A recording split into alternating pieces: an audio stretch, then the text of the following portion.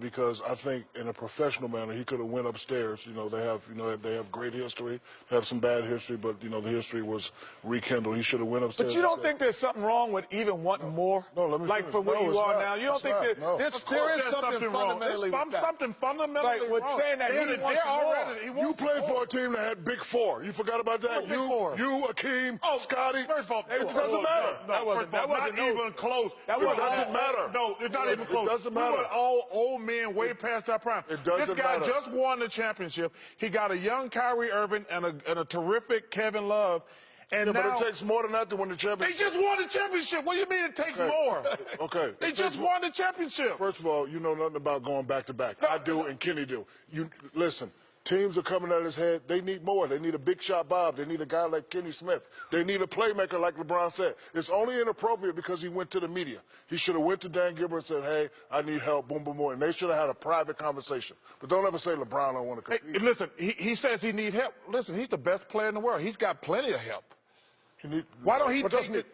He's looking at, don't you think, looking at Golden State and saying, boy, they added Kevin Durant. That's none of his business, Ernie. I know, but don't you think...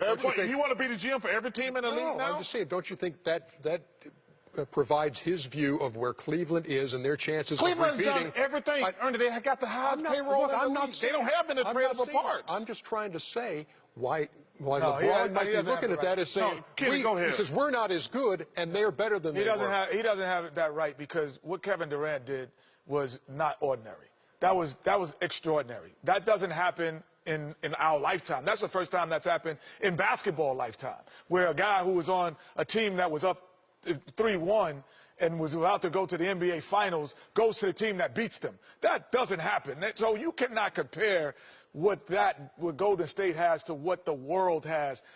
LeBron James, regardless, is the best player in the world, the most difficult player to guard at this stage of his career. But he has a right to... We cannot have any sympathy for you. And we can't understand your perspective. Let me say one thing. That's all looking for you. We're not saying that right or wrong. Let me tell you something, Ernie. But when you announce it to the media, you are looking for... First of all, we don't even know what's going to happen in the finals.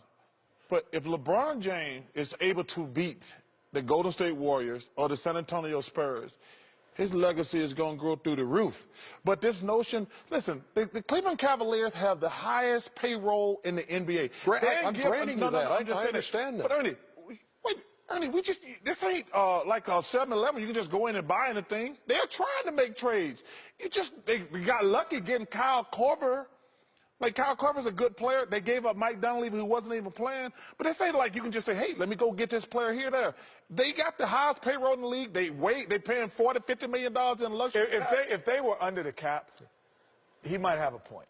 But when you're the highest paid team in the NBA, by far, you don't have a leg to stand on when you make that comment. Now, you could say, we need to make our young guys who are here, we need to get them ready quicker and figure out a way, because you have no movable income and movable parts because you are the highest paid team. You did everything that you could do. You spent the most. And that's why I said he should have had that conversation with Dan Gilbert instead of going to the media. Okay. And that's the only problem we have with it, Shaq. No, you're saying he don't want to compete. Do he want to have the best player? Yeah, he want to have the best player. We all want the best players. But he's the defending NBA champion. And they act like they don't players. have a chance. They have a chance. He's the best player in the world.